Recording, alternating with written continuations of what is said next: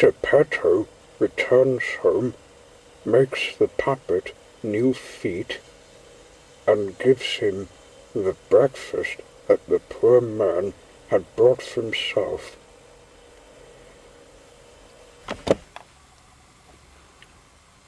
Poor Pinocchio, whose eyes were still half closed with sleep, had not as yet discovered that his feet were burnt off. The moment, therefore, that he heard his father's voice, he slipped off his stool to run and open the door, but after stumbling 2 or 3 times, he fell his whole length on the floor. And the noise he made in falling was as if a sack of wooden ladles had been thrown from a 5th floor window. "Open the door," shouted Geppetto from the street. "Dear Papa, I can't," answered the puppet, crying and rolling about on the ground. "Why can't you?" "Because my feet have been eaten." "And who has eaten your feet?" "The cat," said Pinocchio, seeing the cat, who was having fun playing with some shavings on the floor. "Open the door, I tell you," repeated Geppetto. "If you don't, when I get into the house, I'll give you the cat right enough." "I can't stand up, believe me. Oh, poor me, poor me. I shall have to walk on my knees for the rest of my life." Geppetto, believing that all this lamentation was only another of the puppet's tricks, thought of a means of putting an end to it, and climbing up the wall, he got in at the window. He was very angry, and at first he did nothing but scold. But when he saw his Pinocchio lying on the ground, and really without feet, he was quite overcome. He took him in his arms and began to kiss him and to make a fuss of him. And as the big tears ran down his cheeks, he sobbed, "My little Pinocchio, how did you manage to burn your feet?" "I don't know, Papa, but believe me, it has been an infernal night that I shall remember as long as I live. It thundered and lightened, and I was very hungry. And then the talking cricket said to me, 'It serves you right. You have been wicked, and you deserve it.' And I said to him, 'Take care, cricket.' And he said, 'You are a puppet, and you have a wooden head.' And I threw a hammer at him, and he died. But the fault was his, for I didn't wish to kill him. And the proof of it is that I put an earthenware pannikin on a brazier of burning embers. But a chicken flew out and said, 'Goodbye until we meet again, and best regards to everyone.'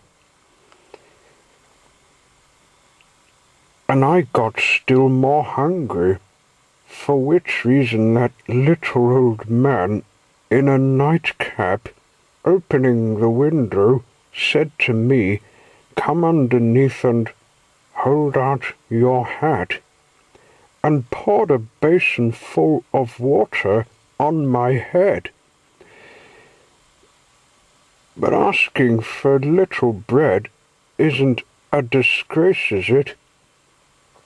And I returned home at once, and because I was so very hungry, I put my feet on the brazier to dry them, and then you returned, and I found they were burnt off, and I am so hungry,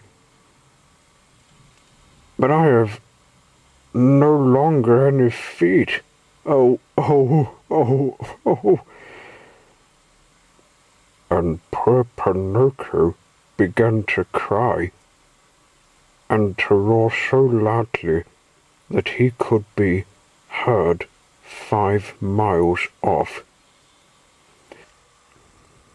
Geppetto, who from all this jumbled account had only understood one thing, which was that the puppet was dying of hunger, drew from his pocket 3 pears, and giving them to him said, "These 3 pears were meant for my breakfast, but I will give them to you willingly. Eat them, and I hope they'll do you good."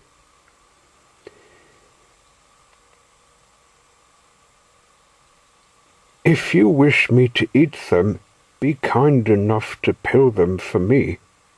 "Peel them?" said Geppetto, astonished. "I should never have thought, my boy, that you were so dainty and fastidious. That is bad. In this world, we should accustom ourselves from childhood to like and to eat everything, for there is no saying what may happen to us. There are so many ups and downs in this world." "You are no doubt right," interrupted Pinocchio, "but I will never eat food that has not been peeled. I cannot bear rind." So that good Geppetto fetched a knife, and, arming himself with patience, peeled the 3 pears and put the rind on a corner of the table. Having eaten the first pear in 2 mouthfuls, Pinocchio was about to throw away the core, but Geppetto caught hold of his arm and said to him, "Do not throw it away. In this world, everything may be of use." "I'm not going to eat the core," shouted the puppet, turning upon him like a viper.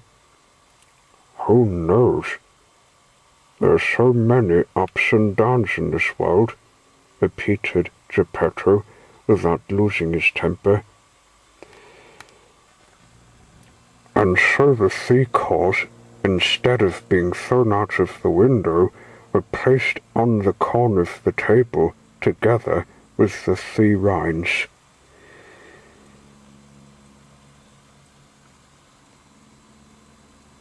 Having eaten, or rather having devoured, the 3 pears, Pinocchio yawned tremendously, and then said in a fretful tone, "I am as hungry as ever, but, my boy, I've nothing more to give you." "Nothing? Really nothing?" "I have only the rind and the cores of the 3 pears." "I must have patience," said Pinocchio. "If there is nothing else, I will eat a rind." And he began to chew it. At first, He made a wry face, but then, one after another, he quickly disposed of the rinds, and after the rinds, even the cores, and when he had eaten up everything, he clapped his hands on his sides in his satisfaction, and said joyfully, "Ah, now I feel comfortable. You see now," observed Geppetto, "that I was right when I said to you that it did not do to let ourselves be too particular or too dainty in our tastes. We can never know, my dear boy, what may happen to us. There are so many ups and downs in this world." Geppetto makes Pinocchio new feet and sells his own coat to buy him a spelling book. No sooner had the puppet appeased his hunger than he began to cry and to grumble because he wanted a pair of new feet. But Geppetto, to punish him for his naughtiness, allowed him to cry and to groan for half the day. Then he said to him, "Why should I make you new feet? To make it easy for you, perhaps, to run away from home again?" "I promise you," said the puppet, sobbing, "that for the future I will be good." "All boys," replied Geppetto, "when they are bent upon getting something, say the same thing." "I promise you that I will go to school, and that I will study and do well." "All boys, when they're bent on getting something, tell the same story." "But I am not like other boys. I am the best of all boys, and I always speak the truth. I promise you, Papa, that I will learn a trade, and that I will be the comfort and the stuff of your old age." Geppetto, although he tried to look so stern, had his eyes full of tears, and his heart full of sorrow at seeing his poor Pinocchio in such a pitiable state. He did not say another word, but taking his tools and 2 small pieces of well-seasoned wood, he set to work in real earnest. In less than an hour, the feet were finished. 2 little feet, swift, well knit, and full of energy. They might have been modelled by an artist of genius. Geppetto then said to the puppet, "Shut your eyes and go to sleep." And Pinocchio shut his eyes and pretended to be asleep.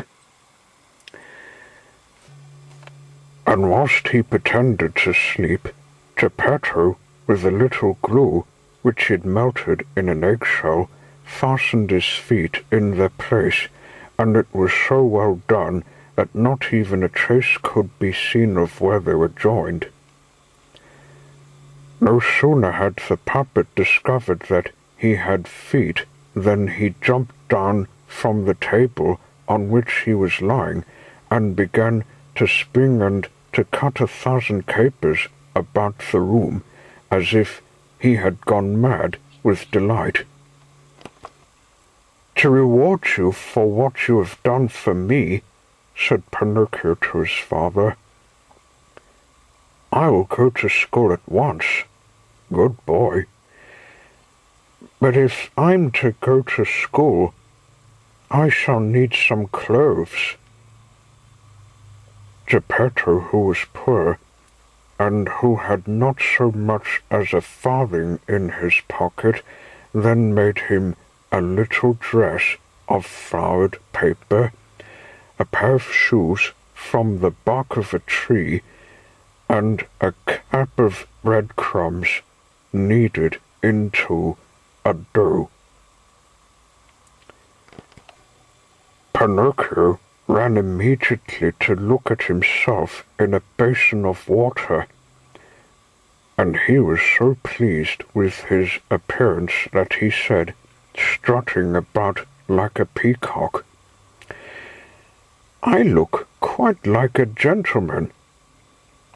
"Yes, indeed," answered Geppetto, "for bear in mind that it is not fine clothes that make the gentleman, but rather it is clean clothes. By the by," added the puppet, "to go to school, I am still in want indeed. I am without the best thing, and the most important." "And what is it?" "I have no spelling book." "You are right. But what shall we do to get one?" "It is quite easy. We have only to go to the booksellers and buy it." "And the money?" I've got none."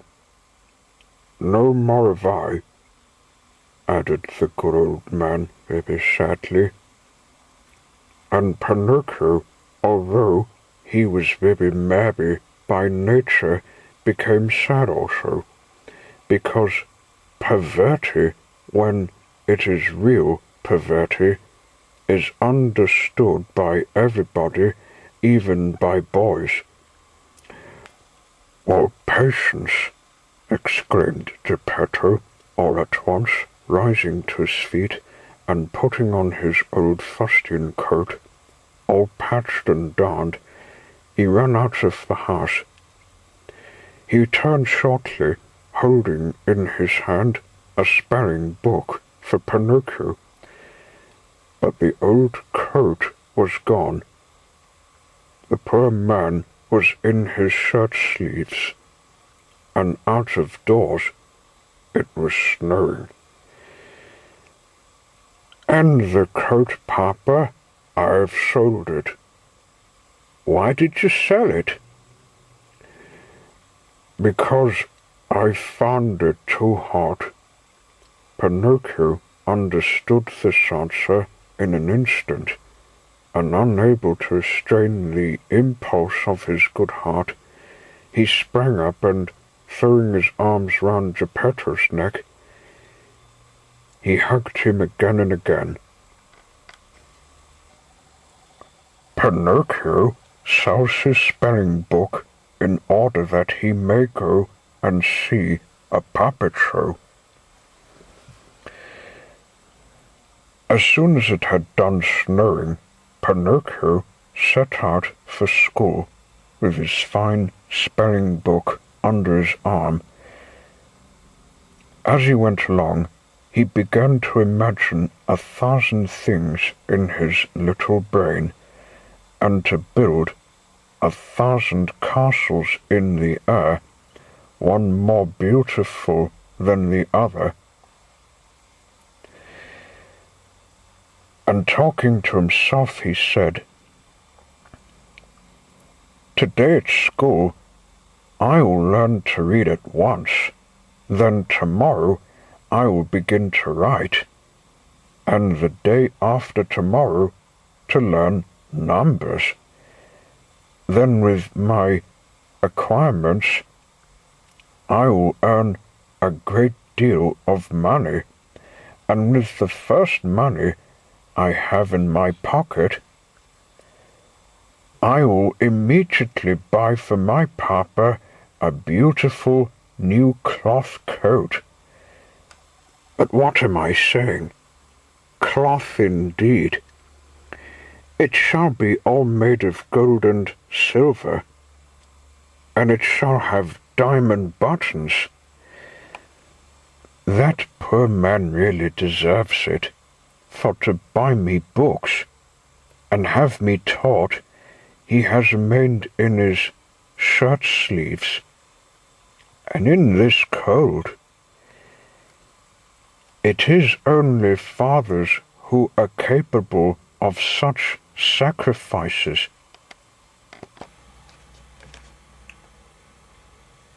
Whilst he was saying this with great emotion, he thought that he heard music in the distance that sounded like fifes and the beating of a big drum.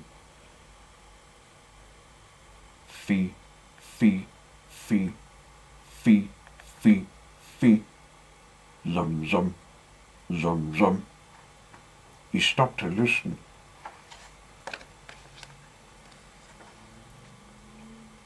The sounds came from the end of a cross street that led to a little village on the seashore. What can that music be? What a pity I have to go to school, or else. And he remained irresolute.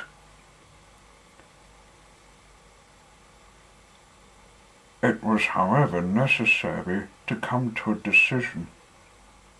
Should he go to school, or should he go after the fives? Today I'll go and hear the fives, and tomorrow I'll go to school. Finally decided the young scapegrace, shrugging his shoulders.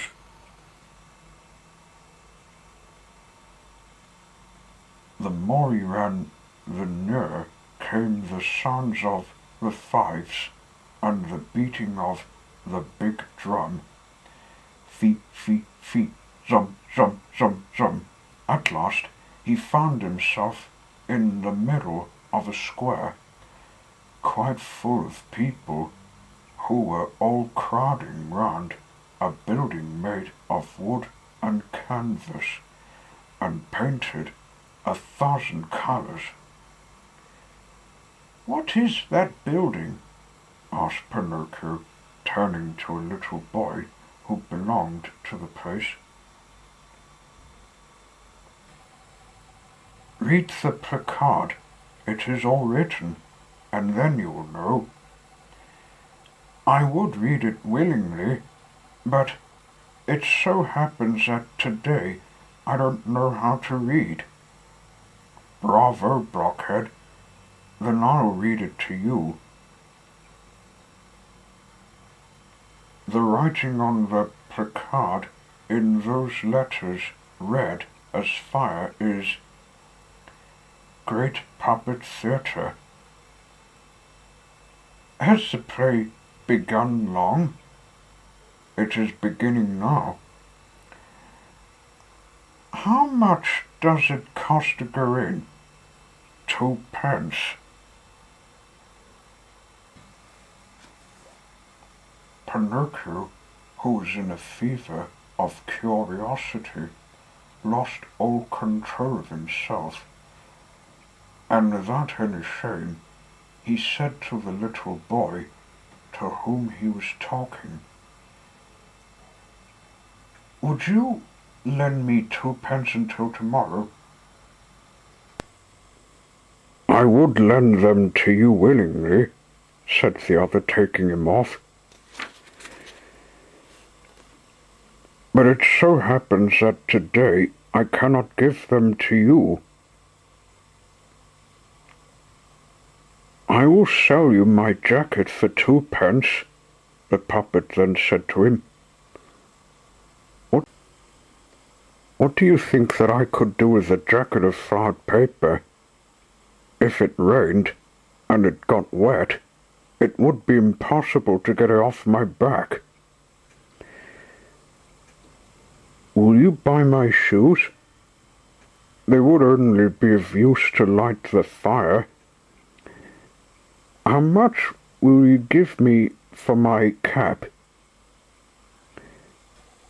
That would be a wonderful bargain indeed, a cap made of bread. There would be a risk of the mice coming to eat it, whilst it was on my head. Ugh. Pinocchio was on thorns. He was on the point of making another offer, but he had not the courage. He hesitated, felt irresolute, and remorseful. At last he said, "Will you give me 2 pence for this new spelling book?" "I am a boy, and I don't buy from boys," replied the other, who had much more sense than Pinocchio had. "I will buy the spelling book for 2 pence, called out a hawker of old clothes, who had been listening to the conversation, and the book was sold there and then. And to think that poor Geppetto had remained at home, trembling with cold in his shirt sleeves, that he might buy his son a spelling book. The puppets recognized their brother Pinocchio and received him with delight. But at that moment the master, Fire Eater, makes his appearance, and Pinocchio is in danger of coming to a bad end. When Pinocchio came into the little puppet theatre, something happened that nearly provoked a riot. You must know that the curtain was up, and that the play had already begun. Harlequin and Punchinello were on the stage, quarrelling with each other as usual, and threatening to come to blows at any moment. The audience were all ears, laughing until their sides ached as they listened to the bickering of those two puppets, who gesticulated and called each other names so naturally that they might indeed have been two real human beings belonging to this world. All at once Harlequin stopped short, and turning to the audience, he pointed to the back of the pit and cried dramatically, "Heavens above! Am I dreaming or walking? Surely that's Pinocchio down there." "It is indeed Pinocchio," cried Punchinello. "It is Pinocchio himself," screamed Rosaura, the lady puppet, peeping out at the back of the stage. "It's Pinocchio! It's Pinocchio!" cried all the puppets in chorus, jumping out from behind the scenes. "It's Pinocchio! It's our brother Pinocchio! Long live Pinocchio!" "Come up here to me, Pinocchio," cried Harlequin. "Come and throw yourself into the arms of your wooden brothers." At this affectionate invitation, Pinocchio leapt from the back of the pit into the stalls. With another leap, he poised on the head of the conductor of the orchestra, and then he sprang onto the stage. It's hard to describe, in the midst of the hubbub that followed, the embraces, the hugs, the friendly pinches and the demonstrations of warm brotherly affection in the way of wooden heads banging against his that Pinocchio received from the excited actors and actresses of the puppet dramatic company. The sight was doubtless a moving one, but the audience, finding that the play had stopped, became impatient and began to shout, "We want the play! Go on with the play!" It was all breath thrown away. The puppets, instead of going on with the play, redoubled their noise and outcries, and putting Pinocchio on their shoulders, they carried him in triumph in front of the footlights. At that moment, out came the showman. He was very big, and so ugly that the sight of him was enough to frighten anyone. His beard was as black as ink, and so long that it reached from his chin to the ground. It's enough to say that he trod upon it when he walked. His mouth was as big as an oven, and his eyes were like two lanterns of red glass with lights burning inside them. He carried a large whip made of snakes and foxes' tails twisted together, which he cracked constantly. At his unexpected appearance, there fell a sudden silence. No one dared to breathe. You could have heard a fly buzz in the stillness. The poor puppets of both sexes trembled like so many leaves. "Why did you come to make trouble in my theatre?" asked the showman of Pinocchio in the terrible voice of an ogre with a bad cold in his breath. "Believe me, Your Honor, it was not my fault." "That's enough. I'll fix you later."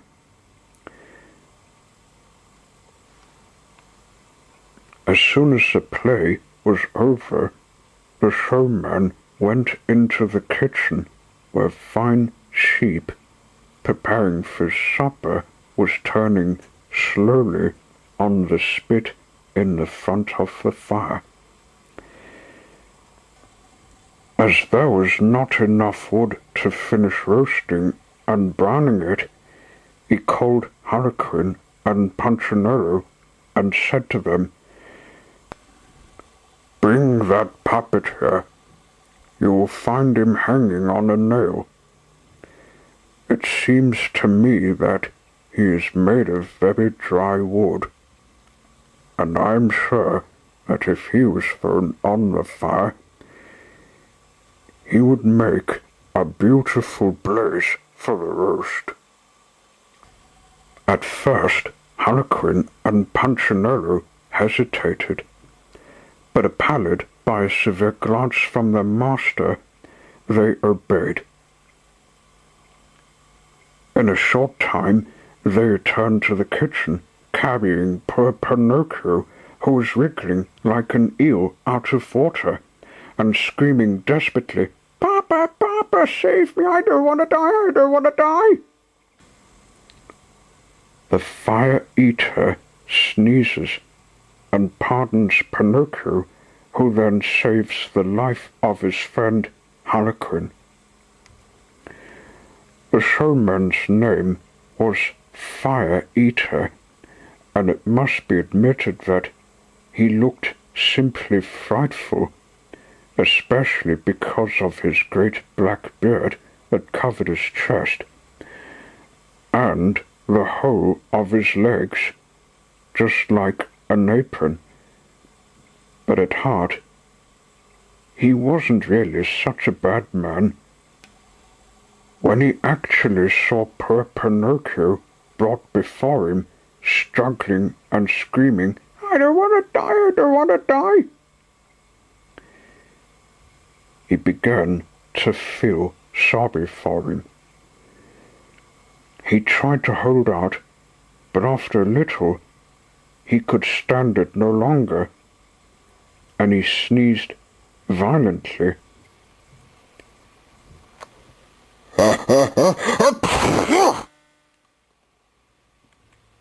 When he heard the sneeze, Harlequin, who up to that moment had been in the deepest affliction and bowed down like a weeping willow, became quite cheerful, and leaning towards Pinocchio, he whispered to him softly, "Good news, brother.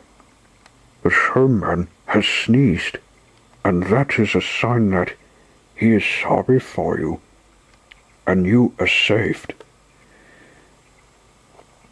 For you must know that whilst most men, when they feel compassion for someone, either weep, or at least pretend to wipe their eyes, Fire Eater, on the contrary, whenever he was really overcome, had the habit of sneezing.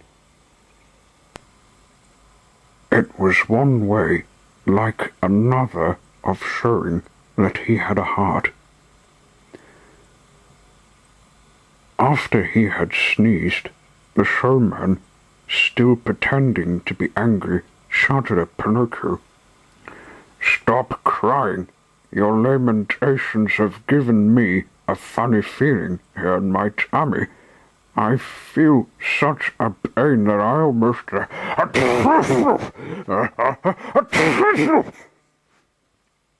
And he sneezed again twice. "Bless you," said Pinocchio. "Thank you. What about your papa and your mamma? Are they still alive?" "My papa is. I never knew my mamma." "How sorry your poor old father would be if I had you thrown on to those burning coals. Poor old man, I feel for him.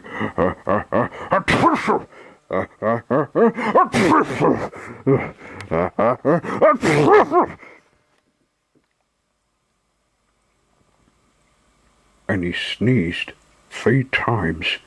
"Bless you," said Pinocchio. "Thank you.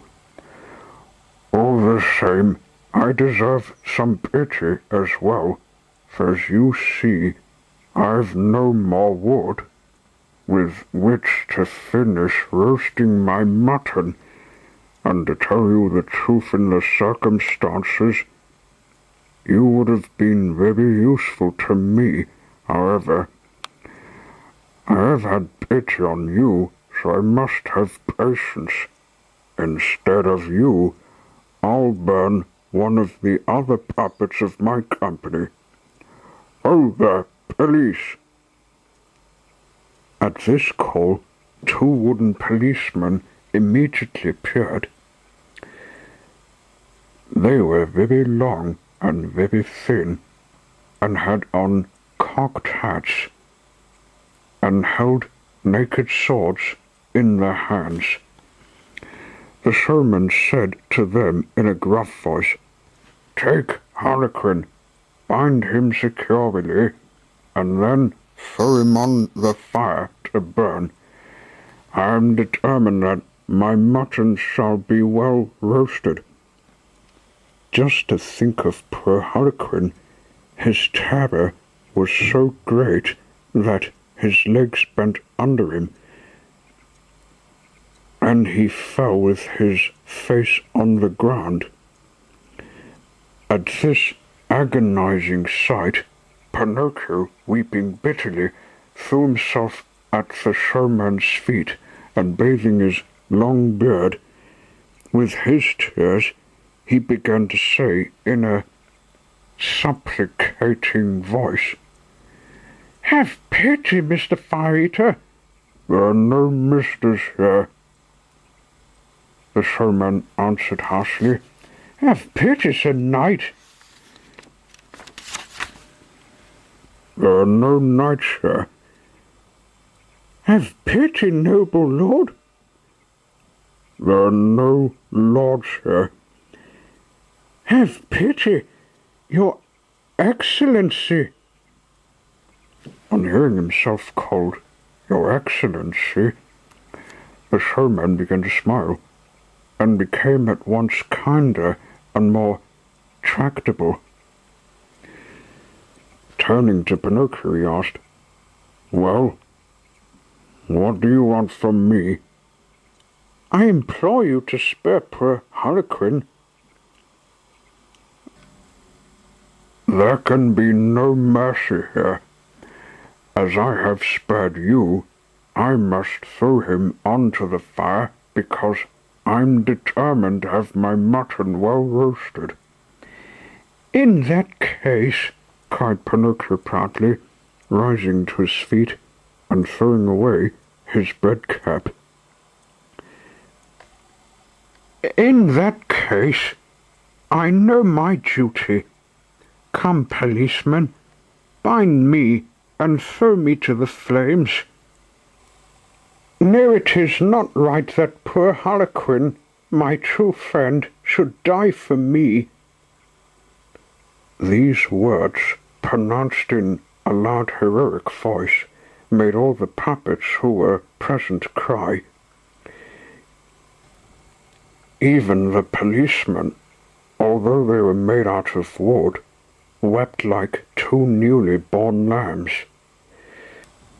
Fire-Eater at first remained as hard and unmoved as ice, but little by little he began to melt and to sneeze. And having sneezed 4 or 5 times, he opened his arms affectionately and said to Pinocchio, "You are a good brave boy. Come here and give me a kiss." Pinocchio ran at once, and climbing like a squirrel up the showman's beard, he gave him a hearty kiss on the end of his nose. "Then the pardon is granted?"